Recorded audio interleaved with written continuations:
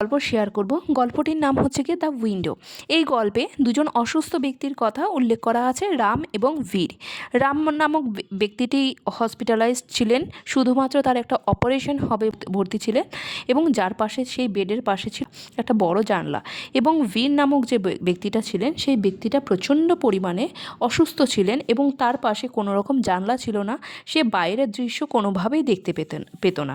এইবার দুইজন অসুস্থ ব্যক্তি একে অপরের সাথে কথা বলতে লাগলো ঘন্টার পর ঘন্টা। কথা বলতে বলতে হঠাৎ করে বীর রামের কাছে জানতে চাইলো যে বন্ধু, তোমার দিকে জানলা দিয়ে কী কী দেখা যায় সেটা একটু যদি আমাকে বলো, তাহলে আমার মনটা একটু ভালো হতো। তখন রাম বলতে লাগলো, হ্যাঁ, এখানে খুব সুন্দর একটা জানলা দিয়ে দেখা যাচ্ছে, এখানে খুব সুন্দর একটা পার্ক আছে, একটা খুব সুন্দর একটা লেক আছে, এবং এই লেকের পাশেই খুব দারুণ একটা গ্রিন গার্ডেন আছে, এবং এই লেকের মধ্যেই সুন্দর সুন্দর ডাকস এবং তার সোয়ান্সরা খুব সুন্দরভাবে জলের মধ্যে খেলা করছে, যার পাড়ে অনেক বাচ্চারা মিলে তাদের বানানো পেপার বোটসগুলো ভাসিয়ে দিচ্ছে, এবং কিছু ইয়াং কাপেলস এসে সেই হাঁসের বাচ্চাদেরকে দিত। অনেক ওল্ড গ্র্যান্ড প্যারেন্টসরাও তারা এক্সারসাইজ করার জন্য আসছে, এবং তাদের মধ্যেও অনেক বন্ধুত্বপূর্ণ আলোচনা হচ্ছে। তারা খুব খুশি, তারা ভীষণ হ্যাপি এক্সারসাইজে এসে, এবং অনেক অনেক গ্র্যান্ড প্যারেন্টসের চিলড্রেনরাও আসছে। এবং এই অপরূপ একটা দৃশ্য বর্ণনা করলেন রাম বীরের কাছে।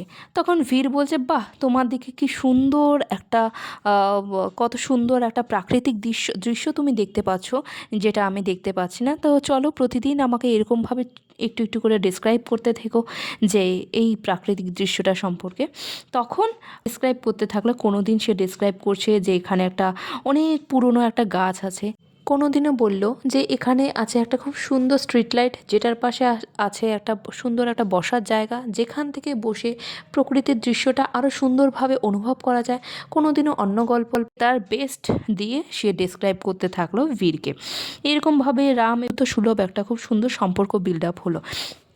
একদিন কি হলো, রামের সময় আসলো, তাকে ডিসচার্জ করে দিলেন ডক্টর, এবং সে হসপিটাল থেকে খুব শীঘ্রই সে চলে যাবে। সে যখন সমস্ত কিছু গোছগাছ করা শুরু করলো, তখন রাম আর বীরের সেটাই ছিল লাস্ট দেখা। তো রাম ডিসচার্জ হয়ে গেলেন, এবং বীর আস্তে আস্তে রিকভারি হতে থাকলো। সে প্রচণ্ড পরিমাণে অসুস্থ ছিল, তো সেখান থেকে বীর অনেকটাই রিকভারি হয়ে গেল।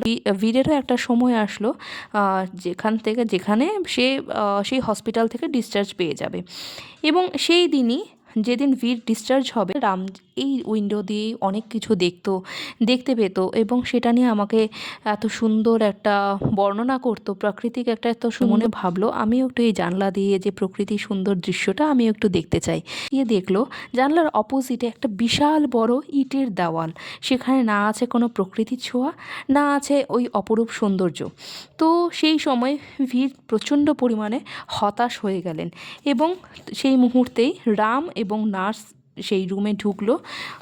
কেন ঢুকলো? রাম লাস্টবারের মতো হয়তো সেই তার বন্ধুটির সাথে দেখা করতে আসলো, এবং দুই বন্ধু রাম এবং বীর দুজনকে দেখে প্রচণ্ড মাত্রায় খুশি হলো, এবং খুশি হওয়ার পরে বীর রামকে জিজ্ঞেস করলো যে, বন্ধু, তুমি আমাকে এই যে প্রকৃতির এত সৌন্দর্যের একটা বর্ণনা করলে, কিন্তু তার তো একানাও এখানে নেই, এখানে তো শুধুমাত্র আছে একটা মস্ত দেওয়াল।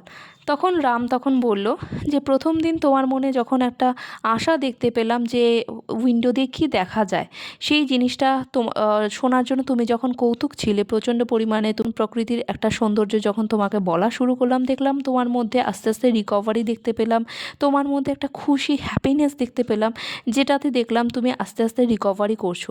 তো যার কারণে আমিও প্রতিদিন সেই জিনিসটাকে আরও যতটা সম্ভব কাছে বর্ণনা করতে লাগলাম, এবং তারপর আস্তে আস্তে দেখলাম তুমি একদম চরম থেকে চরম অসুস্থতা থেকে তুমি আজকে এই পর্যায়ে এসে দাঁড়ালে, শুধুমাত্র এত সুন্দর একটা প্রাকৃতিক দৃশ্য, এত সুন্দরতার জায়গায় চলে আসলে, যেখানে আজকে তুমি ডিসচার্জ হতে যাচ্ছ। তো তোমার মনের মধ্যে এত বড় একটা আশা তোমাকে যখন দেখলাম তুমি আস্তে আস্তে রিকভারির দিকে তুমি অনেকটাই রিকভারি করে গেছো যখন সুস্থতার দিকে দেখলাম, এই জন্য তোমাকে যতটা সম্ভব পারা যায় আরও বেটারভাবে আরও যতটা ভালোভাবে সম্ভব বাইরের দৃশ্য নিয়ে তোমাকে এক্সপ্লেন করলাম, যেটাতে আজকে কিন্তু তুমি পুরোপুরি সুস্থ হয়ে আজকে তুমি ডিসচার্জ পেতে চলেছে এবং তুমি তোমার বাড়িতে ফিরতে চলেছো। তো সুস্থ করে দিতে পারে শুধুমাত্র পজিটিভ থিঙ্কিং। সো এইভাবে গল্পটা শেষ করলাম এবং এরপরে রাম এবং বীরের মধ্যে খুব সুন্দর একটা বন্ধুত্বপূর্ণ সম্পর্ক থাকলো, এটা দীর্ঘদিন ধরে চলতে থাকলো, দুজনেই সুস্থভাবে জীবনযাপন করতে লাগলো। ঠিক একই রকমভাবে আপনাদেরকে একটাই কথা এই গল্পের মাধ্যমে মেসেজ দেব যে আপনারাও প্রতিটা মুহূর্তে পজিটিভ থিঙ্কিংয়ের মধ্যে থাকুন এবং আপনাদের পরিবারকেও পজিটিভ থিঙ্কিংয়ের মধ্যে রাখুন, নেতিবাচক হোক না কেন, কিন্তু তারপরেও আপনি চেষ্টা করুন যতটা সম্ভব তাকে পজিটিভ থিঙ্কিং প্রোভাইড করার। নিজে সুস্থ থাকুন, অপরকে সুস্থ রাখুন। ধন্যবাদ, অ্যান্ড অবশ্যই জানাবেন গল্পটি কেমন লাগলো। ধন্যবাদ আমাকে এতক্ষণ শোনার জন্য।